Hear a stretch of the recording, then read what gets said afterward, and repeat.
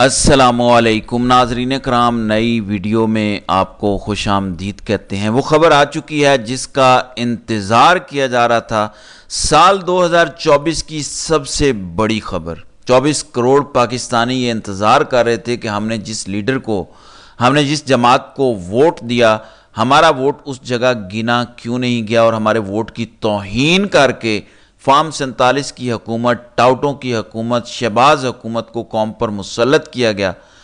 اب supreme court سے ایک ایسی خبر آ چکی ہے جس کے بعد فارم 47 کی حکومت تو نہیں ٹکنے جا رہی۔ آرمی چیف کیوں پریشان ہے، اس حوالے سے بھی ایک بڑی خبر آئی ہے، اور پھر عدت نکاح کیس کا فیصلہ محفوظ ہو چکا ہے۔ آج 3 بجے یہ فیصلہ سنایا جائے گا۔ آج خاور مانیکا کا ایسا بیڑا غرق ہوا ہے، یعنی وہ راز جو خاور مانیکا کے حوالے سے انتہائی شرمناک تھا، جو خاور مانیکا چھپانا چاہ رہا تھا، سسٹم چھپانا چاہ رہا تھا، خاور مانیکا کا وکیل چھپانا چاہ رہا تھا، آج وہ ساری چیزیں سامنے آ گئی ہیں۔ کل جو فیصلہ آیا ابھی تک اس کی چیخیں نہیں تھم رہی۔ کہا جا رہا ہے کہ ججوں نے یہ اپنا فیصلہ نہیں سنایا، بلکہ یہ بیگمات کا فیصلہ ہے، بیگمات جیت گئی ہیں اور آئین کو دوبارہ لکھا گیا ہے۔ بڑا ظلم ہو گیا ہے یہ جو پی ٹی آئی کو سیٹیں دی گئیں۔ اور پھر کہا جا رہا ہے کہ اب دیکھتے ہیں یہ جو 41 لوگوں کو آزاد ڈکلیئر کیا گیا ہے، جنہوں نے دوبارہ پی ٹی آئی میں شمولیت اختیار کرنی ہے، ہم ان کو توڑیں گے، 20 لوگ تو ہم پکے لے لیں گے۔ بہرحال پی ٹی آئی نے اپنی تیاری مکمل کر لی ہے۔ وہ کہتے ہیں کہ ہمارا ایک بندہ بھی نہیں ٹوٹے گا۔ اس حوالے سے خفیہ ایجنسی کا پلان کیا ہے، اس پر میں پچھلی ویڈیو میں آگے چل کر بات کروں گا۔ بہرحال اب خبر کیا آئی ہے، سپریم کورٹ سے یہ خبر آئی ہے کہ عمران خان نے 8 فروری 2024 کے الیکشن کے حوالے سے جو پٹیشن سپریم کورٹ میں ڈالی ہوئی ہے، یہ وہی پٹیشن ہے جس کا ذکر جسٹس اطہر من اللہ نے بار بار کیا تھا۔ کہا تھا کہ اس کیس کے ساتھ ہی سو موٹو لینا چاہیے عدالت کو، کیونکہ 8 فروری کا الیکشن جعلی الیکشن ہے، متنازع الیکشن ہے، فساد کی جڑ الیکشن ہے، لہذا اس کے ذریعے جو ظلم ہوا اور جعلی حکومت بنائی گئی اس کا پوسٹ مارٹم ہونا ضروری ہے۔ بار بار انہوں نے اس سال کی سب سے بڑی وہ پٹیشن جو عمران خان نے بھی کہی ہے کہ ہماری پٹیشن ہے 8 فروری کے حوالے سے، بار بار جسٹس اطہر من اللہ نے کہا۔ اب خبر یہ آ رہی ہے کہ سپریم کورٹ آف پاکستان بہت جلد 8 فروری کے حوالے سے جو پٹیشن ہے اس کو ٹیک اپ کرنے جا رہی ہے، یعنی سپریم کورٹ کے اندر فارم 45، فارم 47، رزلٹ تبدیل کرنا، یہ سارے کھیل کھلنے جا رہے ہیں، اور یہ بھی لارجر بینچ کے سامنے ایک بڑا بینچ ہوگا، ہو سکتا ہے فل کورٹ بنا دیا جائے۔ کل میں نے آپ کو کہا تھا کہ میاں داؤد دعویٰ کر رہے ہیں کہ اب ہو سکتا ہے کہ نومبر کے بعد الیکشن 2024 کو بھی کالعدم قرار دیا جائے۔ نومبر اس لیے کہ 25 اکتوبر کو تو قاضی صاحب جا رہے ہیں، لیکن اب لگتا یہ ہے کہ نومبر سے پہلے یہ سب کچھ ہو جائے گا، کیونکہ جو خبر آئی ہے اس کے مطابق عدالتی چھٹیاں ہونے جا رہی ہیں، اگلے چند دنوں میں چھٹیاں ہو جانی ہیں، اور تقریباً یہ 1 مہینے کی غالباً چھٹیاں ہیں، اور اس وقت فل بینچ دستیاب نہیں ہوتا۔ کچھ ججز تو روسٹر پر ہوتے ہیں، کچھ اویلیبل نہیں ہوتے، لہٰذا عدالتی چھٹیاں گزر جانے کے بعد سپریم کورٹ کے اندر الیکشن 2024 کا پوسٹ مارٹم ہونے جا رہا ہے۔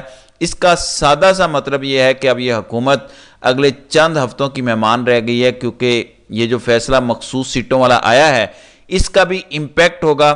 ابھی ریٹن فیصلہ نہیں آیا، ابھی تو سینٹ کے الیکشن پر اس کا اثر پڑے گا، صدارتی الیکشن پر اثر پڑے گا۔ ابھی تو الیکشن کمیشن کو ذمہ دار ٹھہرایا گیا ہے، ریٹن فیصلے کے اندر جو باتیں کی گئی ہیں، جو چیز سامنے آ رہی ہے کہ یہ انتہائی مشکوک ترین ادارہ ہے جس کا نام الیکشن کمیشن ہے۔ الیکشن کمیشن کی رپیوٹ تو پہلے ہی خراب ہو گئی، سپریم کورٹ کے ججوں کی نظر میں آ گیا کہ یہ کیسا بھونڈا ادارہ ہے، کیسی کھچ ماری ہے الیکشن کمیشن نے، اور ان کے خلاف تو آرٹیکل 6 کا مطالبہ ہو رہا ہے، ان سے استعفے طلب کیے جا رہے ہیں، اور یہ خبریں آ رہی ہیں کہ ہو سکتا ہے اگلے چند دنوں میں کہیں یہ ادھر ادھر سکندر سلطان راجہ بھاگ نہ جائیں۔ لہٰذا ایک ایسا ادارہ جو پہلے سے مشکوک ہو چکا ہے، جس نے پہلے سے مشکوک کردار ادا کیا ہے، جو کہ ثابت ہو چکا ہے، اب جب یہ 8 فروری والا کیس کھلے گا، یہ کیس الیکشن کمیشن کا، حکومت کا، اسٹیبلشمنٹ کا کمزور ترین کیس ہوگا، کیونکہ دیکھیں ایک نشئی ہو جو پہلے سے نشہ کرتا ہو یا چور ہو پکڑا جاتا ہو تو پھر اس پہ اعتبار نہیں کیا جاتا. اگر اس کی عزت بچی ہوئی ہو پھر تو اس کا کیس مضبوط ہوتا ہے, مگر جس کا اعتبار نہ ہو, نشئی ہو, چور ہو, ڈاکو ہو, اس کی بات پر کوئی کیسے اعتبار کرے گا. لہٰذا اب فارم 47 کی حکومت کا بھی کھیل ختم ہونے والا ہے. پھر رات کو شاہ زیب خانزادہ پروگرام کے اندر اعظم نذیر تارڑ انہوں نے کہا کہ قاضی صاحب نے مجھے پیغام دیا, انہوں نے مجھے کہا کہ یہ جو میری ایکسٹینشن کے حوالے سے خبریں چل رہی ہیں یہ تو افواہیں ہیں, مجھے تو کوئی دلچسپی نہیں ہے. تو اعظم نذیر تارڑ کو قاضی صاحب کہہ سکتے ہیں کہ میری ایکسٹینشن کے حوالے سے افواہیں چل رہی ہیں, مگر اتنے بینچوں کے اندر بیٹھے, عدالت میں بیٹھے ہوئے, وہاں پہ انہوں نے بات نہیں کی کہ میرا کوئی ایسا ارادہ نہیں ہے, میں نے ایکسٹینشن نہیں لینی. ویسے وہ یہاں تک بتا سکتے ہیں کہ وہ جو مجھ پہ کمشنر راولپنڈی نے الزام لگایا وہ جھوٹ تھا. وہ یہ بتا سکتے ہیں کہ یہ جو خبر آئی کہ میں اور میری بیوی ایک اجلاس میں بیٹھے تھے, اس کی وضاحتیں کرتے ہیں, لمبے لمبے خطبے ارشاد فرماتے ہیں. تو قاضی صاحب یہ نہیں بتا سکتے تھے. بہرحال اعظم نذیر تارڑ کہتے ہیں کہ مجھے قاضی صاحب نے کہا تھا کہ کوئی میں نے ایکسٹینشن نہیں لینی, یہ ساری افواہیں ہیں. تو جسے کہتے ہیں نا کہ انگور کھٹے ہیں, تو یہی صورتحال یہاں پر ہے. پھر نوشین یوسف, یہ جیو نیوز کی رپورٹر ہیں, وہ کہتی ہیں کہ کل آذربائیجان کے صدر الہان الیوف آئے ہوئے تھے پاکستان, بڑا اہم اجلاس ہو رہا تھا, شہباز شریف بیٹھے ہوئے تھے, کابینہ ساری موجود تھی, آرمی چیف اس میں موجود تھے. 12 بج گئے, فیصلہ مخصوص نشستوں کا جو ہے وہ ہونا تھا, اور مہمان کی طرف لوگ کم دیکھ رہے تھے, سارے گھڑیوں کی طرف دیکھ رہے تھے کہ 12 بجے ہیں یا نہیں. اور پھر بھاگے بھاگے اعظم نذیر تارڑ آئے اور انہوں نے خبر سنائی کہ جناب گیم ڈال گئی ہے, سپریم کورٹ کے اندر فیصلہ ہمارے خلاف آ گیا ہے. تو بتایا گیا کہ کیا اسحاق ڈار, کیا عطا تارڑ اور کیا آرمی چیف, سب ہکے بکے تھے, سب ایسے سسپیشیس ہو گئے, ایسے مشکوک سے ہو گئے. مہمان بھی دیکھے کہ انہیں ہو کیا گیا ہے, وہاں بیٹھے کالز ملائی جا رہی تھی کہ کیا فیصلہ آیا ہے, یعنی ایک وہاں عجیب سچویشن بنی ہوئی تھی. اب ناظرین اکرام, عدت والے کیس کا فیصلہ محفوظ ہو چکا ہے, اس میں 2-3 چیزیں سامنے آئی ہیں. ایک تو آج جج صاحب نے خاور مانیکا کے وکیل سے پوچھا کہ بشرا بی بی نے تو چلو نکاح کر لیا, طلاق ہوئی, اور طلاق کے حوالے سے بھی خبر جو آئی اپریل کے مہینے کے اندر آئی, جو زبانی طلاق ہوتی ہے, یہ جو 3 دفعہ طلاق کہتے ہیں اور طلاق ہو جاتی ہے. تو وہ کہتے ہیں کہ اپریل کے مہینے میں خاور مانیکا نے طلاق دے دی تھی, لیکن کیونکہ وہ زبانی کلامی تھی, یعنی ان کے وکیل کا کہنا ہے, مطلب وہ تو کوئی طلاق نہیں ہوتی, ریٹن دینی ہوتی ہے. ویسے آپ منہ سے کہتے رہیں کہ میں تمہیں طلاق دیتا ہوں, اس سے طلاق نہیں ہوتی. تو انہوں نے کہا کہ یہ ریٹن دینی ہوتی ہے, یونین کونسل کا نوٹس ہوتا ہے, یہ ہوتا ہے, وہ ہوتا ہے, اس لیے وہ طلاق نہیں ہے. جس پہ اب آخری دلائل دیے سلمان اکرم راجہ نے, اور انہوں نے کہا کہ مرد کے طلاق بولنے سے طلاق ہو جاتی ہے. یونین کونسل کا نوٹس ہو سکتا ہے 2 سال نہ آئے, لیکن یونین کونسل کی یہ غلطی ہو سکتی ہے اگر انہوں نے نوٹس نہیں دیا.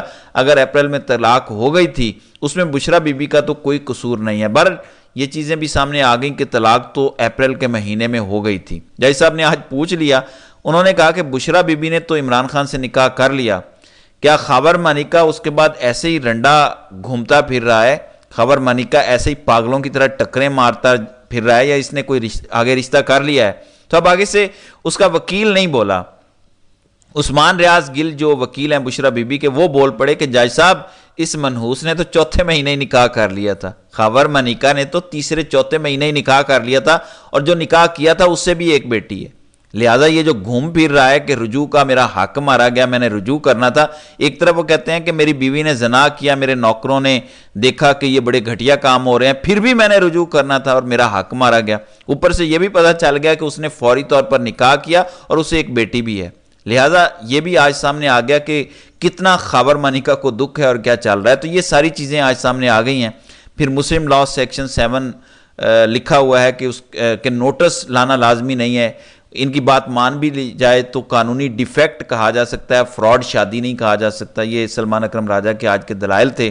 اب اس پر فیصلہ محفوظ ہو چکا ہے, اور اب یہ فیصلہ 3 بجے سنایا جائے گا. اگر فیصلہ عمران خان کے حق میں آ گیا تو وہ ساری سزائیں جو ابھی تک عمران خان کو ہوئی ہیں وہ سب ختم ہو جائیں گی. ابھی یہ خبر بھی آئی ہے کہ بنی گالہ کی صفائی ہو رہی ہے, بنی گالہ کے کمرے صاف کیے جا رہے ہیں, پینٹ کیا جا رہا ہے, بنی گالہ کا ماحول سیٹ کیا جا رہا ہے, جس پر مریم وٹو جو بشرا بی بی کی بہن ہے انہوں نے جواب دیا کہ اصل میں بنی گالہ جو پولیس کی کسٹڈی میں تھا, جسے سب جیل بنایا ہوا تھا, اس کا بیڑا غرق ہو چکا تھا, تو اس لیے صفائی ستھرائی بڑی ضروری تھی. پھر امریکی سفیر ڈونلڈ بلوم کی بھی محسن نقوی کے ساتھ آج ملاقات ہوئی ہے, اور امریکہ کی اقوام متحدہ سے رپورٹ آئی ہے، وہاں کے ہاؤس آف کانگریس نے بھی ان کے خلاف رپورٹ دی ہے، لہٰذا اب امریکی بھی حرکت میں آ چکی ہیں کیونکہ اس رجیم کو اب بچانا مشکل ہو چکا ہے۔ بہرحال یہ آہستہ آہستہ زمین جو ہے حکومت اور اس اسٹیبلشمنٹ کے نیچے سے کھسکتی جا رہی ہے۔ رات کو اعتزاز احسن نے بھی کہا کہ سکندر سلطان راجہ کو ہتھ کڑی لگنی چاہیے، لہٰذا ان سارے چوروں اور ڈاکوؤں کے گرد گھیرا تنگ ہونے جا رہا ہے۔ بہرحال دیکھتے ہیں کہ اس حوالے سے مزید کیا ہوتا ہے۔ تو ناظرین کرام، آپ کی اس ویڈیو کے حوالے سے کیا رائے ہے؟ آپ اپنی رائے کا اظہار کامنٹ سیکشن میں ضرور کیجیے گا۔